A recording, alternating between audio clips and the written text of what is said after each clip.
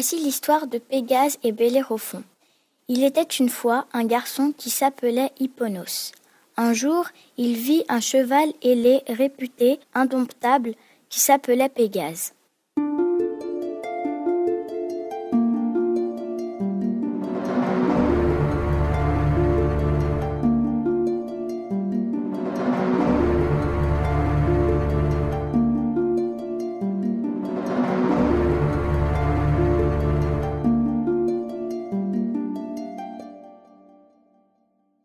Il le captura grâce au mort magique donné par Athéna et voyagea sur sa monture pendant de longues années. Mais il apprit que pendant son absence, son père s'était fait détrôner. Il alla donc reconquérir le trône et tua Belléros, celui qui avait voulu prendre le pouvoir. Mais la loi était la loi et les sages l'obligèrent à expier son crime. Pendant 1 an, il devrait aller chez Proétos. Hipponos s'appellerait désormais Bellérophon, ce qui signifie meurtrier de Belléros.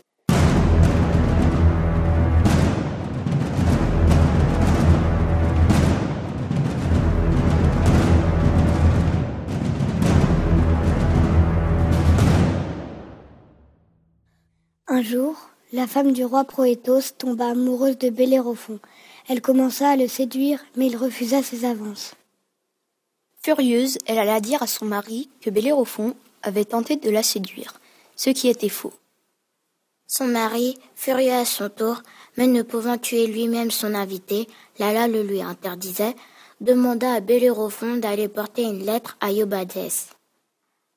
Or, sur cette lettre, que Iobates ouvrit sans savoir à quoi s'attendre, il y avait écrit cela: « Tu es le porteur de cette lettre. »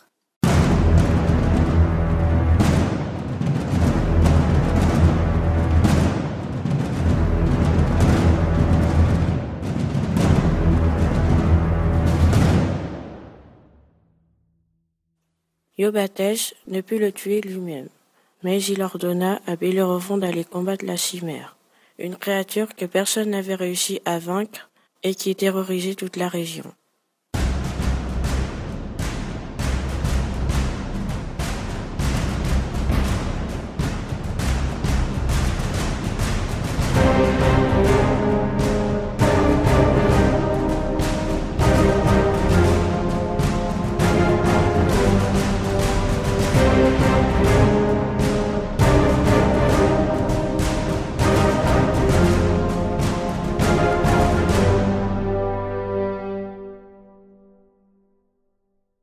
Il prit donc son envol sur le dos de Pégase. Dès qu'il la vit, il trembla. La créature avait une tête de lion, une queue de serpent, un corps de chèvre, et elle crachait du feu. Bellérophon engagea le combat et finit par lancer des boules de plomb dans la gueule de la créature.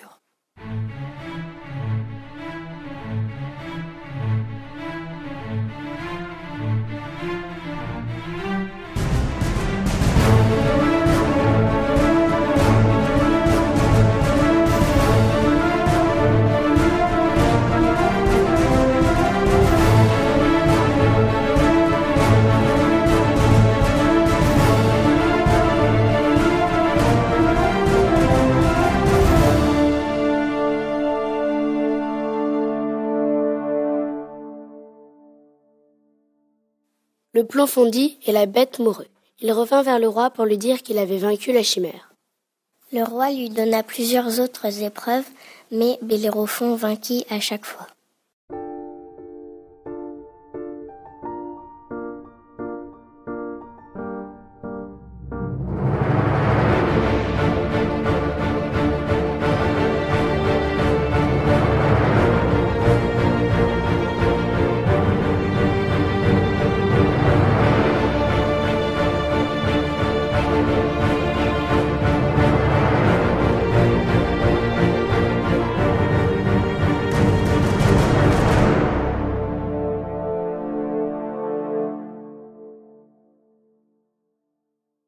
Le roi finit par lui donner une de ses filles et la moitié de sa richesse.